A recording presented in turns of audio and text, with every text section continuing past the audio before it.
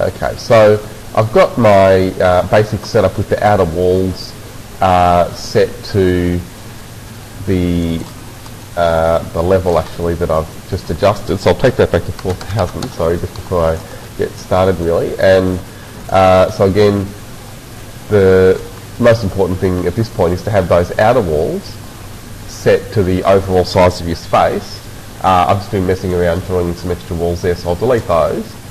And then in the plan view, remember we've got the again the reference planes which establish the overall size of this space, and I've got an extra copy of the ground floor that shows the image that I've inserted. So that's the basic setup you'd want, and then it's up to you really how far you go with the interior setup at this point. But then once you've got those outer dimensions established, principally using the reference planes, but also with those outer walls that are drawn over them, then you need to start thinking about your heights. And so I've gone into an elevation view, and in any elevation view you should see your levels, and in most Revit projects you'll have two levels to start with, and they'll usually be called ground floor and level 1 if you start with the Australian template. And you'll see in many cases that the levels will be too small for the building or the space that you're trying to create. And so that's the case here. You can see the level sits over those walls. So a simple thing you can do before you go to make extra levels is to select one of those levels, and you select them by clicking on either the line that goes under the text all the way across, or you can click on the text itself but not the arrow. So if you try clicking on that arrow, it won't do very much. So the text or the line will select it, and just zooming in there, you can see you've got a little grip, that open circle at the end, which you can use to drag the tag so that it's outside your space or your building. And it's good to do that on both ends. So over here, it's sticking out a little bit. I'm going to drag it further, because remember, you have the tag, or the text mainly, on the other side of this level. And by the other side, I mean the opposite side in 3D, which would be the west elevation. So I'm in the east at the moment. If I double click on west in my elevations, you can see then the line on the other side. So this is the opposite end to the one that had the text in the east elevation. So it was this end. And so over here, if I adjust this end in west, that's this end over here. It takes a bit of getting used to, but essentially in Revit you're always modelling in 3D and viewing things in 3D, and so even in those orthogonal views, like your elevations, you need to think in terms of the 3D views that you're working with, and the fact that these objects are all 3D. And so again, in my north elevation, if I drag the level out beyond the building, and this one's probably a little bit long, but I'll go into the south elevation and adjust that there. I'll bring that back, and you'll see if I switch to north, there we are.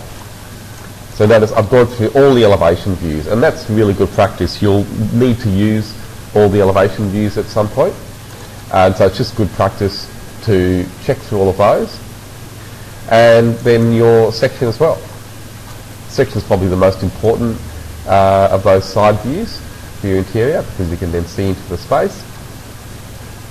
And then notice you've got a section box, also a crop region that goes around that section view. And it's maybe a little small if we're going to make this space higher, which I'm going to. So I'll just extend that so I've got some more room. And so now I want to make a new level. And so you make levels on the architecture tab, probably remember. You have the datum panel in the top right, and you'll see the level button there, or the level tool. So I'm just going to click on level, and then to give you some tips for drawing levels, it's best if you draw left to right, and also if you try to line up with previous levels. So I'm starting on the left here, and I'm just moving the cursor until I see the extension line projecting from the end of one of the levels below. I'm not too worried about the height or the dimension coming from that level below level 1. As long as I've got that extension line, I'm happy. So I'll click to line it up and then bring it over to the right. Again, once I see that extension line projecting from the levels below, I know that it's aligned with those levels, which is good. It makes it neat. But even better than that, it means they're locked together. So if I drag the grit for this level, it'll take the others with it. It's a nice thing. And again, same on the other edge. Don't panic if it doesn't lock them, if you don't draw them exactly in alignment. It's fairly simple to line them up afterwards. And so the names that it gives automatically are pretty good. But let's just say, for example, this is the highest level in my space. In that case, this wouldn't be level 2, it'd be level 1 CL, and you can simply change the text by selecting it when it's blue. Now, if it's not blue, that means you've finished working on that level, and to select it again, you'll just need to cancel, and here I'm pressing escape, or you can right click and choose cancel. Sometimes you have to do that twice. Then you can select anything, and I'll select this level, and then the text there you can see becomes available again, and I can rename that. I'll call it level 1 CL, ceiling level, and I can change the height there as well. So you have the option of either typing in it's actually an RL. So have you heard of RLs? Do you know what RLs are? The RL just means reduced level. So it's working from this datum point or from this 0 height down here at the ground floor. Okay, so it's 7.5 metres from there, which is fairly clear. So I'll make that 8.5. You can see then it moves. You probably would be thinking then, if you've got a few levels, you always want to have to work out how high or how far above the 0 level it is.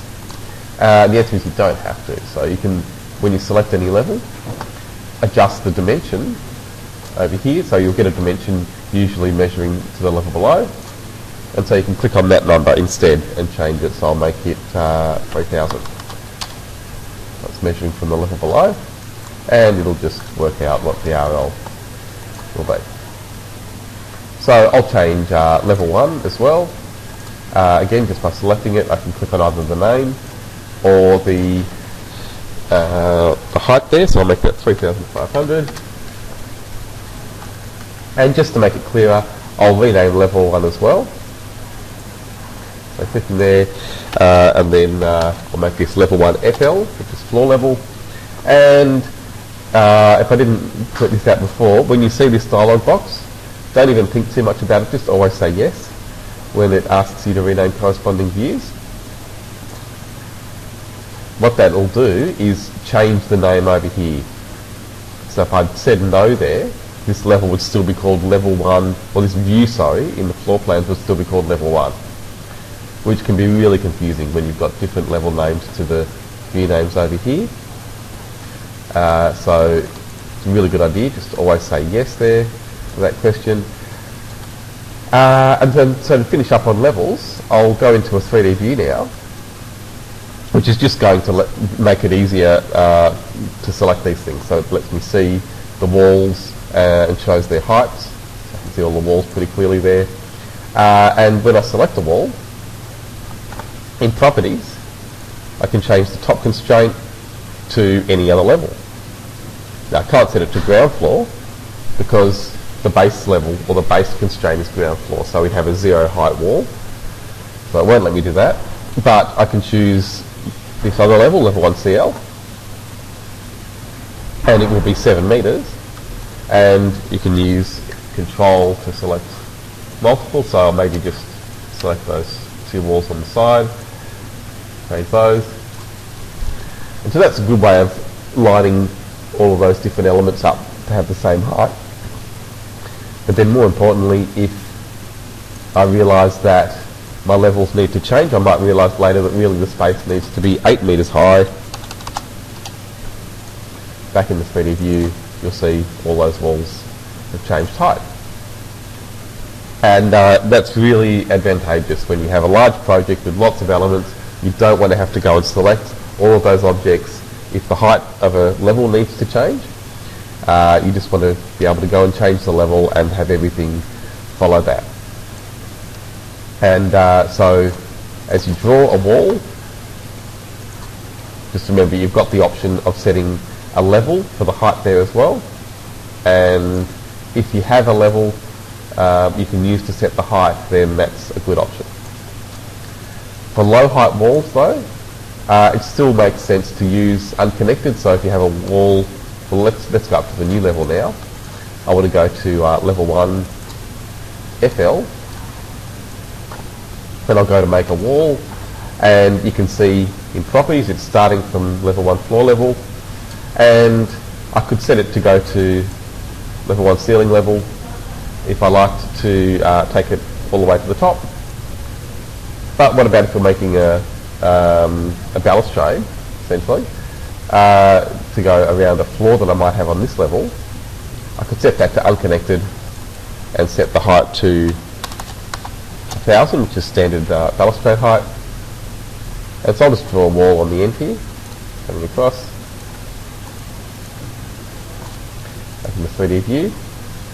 Right, so that's floating in space because I don't have a floor yet, but if you can imagine a floor under that, and then that wall would be obviously projecting a metre above that. And I'll do floors next. But then the final thing is if I realise then that needs to follow the level, it's no problem to just change it in properties to have the height set by the level instead.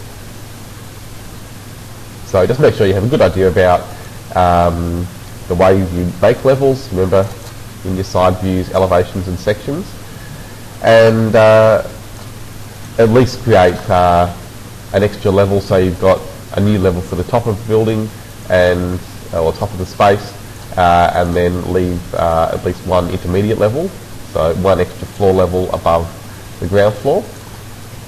And very final thing, you can see in properties over here, also in the project browser, that the levels aren't in order of height anymore. It's because Revit lists them alphabetically. You can change that, but I wouldn't recommend it. You have to do a lot of changes to the way this project browser displays things. So a simpler way, rather than going and changing the settings here, is just to change those level names and stick a number in front. So I'll make this 01 or 00, depends. Yeah, let's go 00.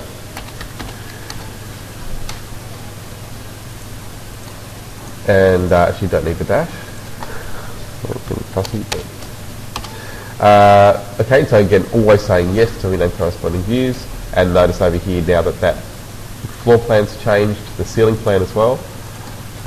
And so this level I'll make 01, and the final level 02.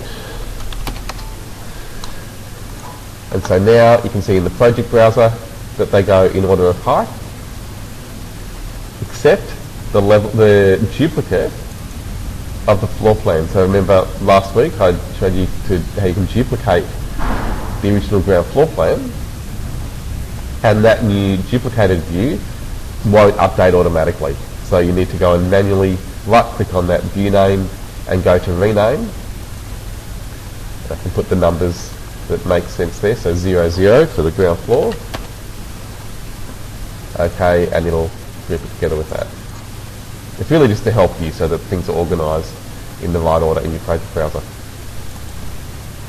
And while things are simple, while you don't have a lot of geometry that can go wrong, it's good to get those levels organised. And you probably won't need very many levels, very many more levels than that. Maybe one or two extra floor levels if you have some intermediate heights, but otherwise you probably will have just those levels. So I'll give you some time anyway just to create some levels. Hopefully it won't take you very long, and then we can look at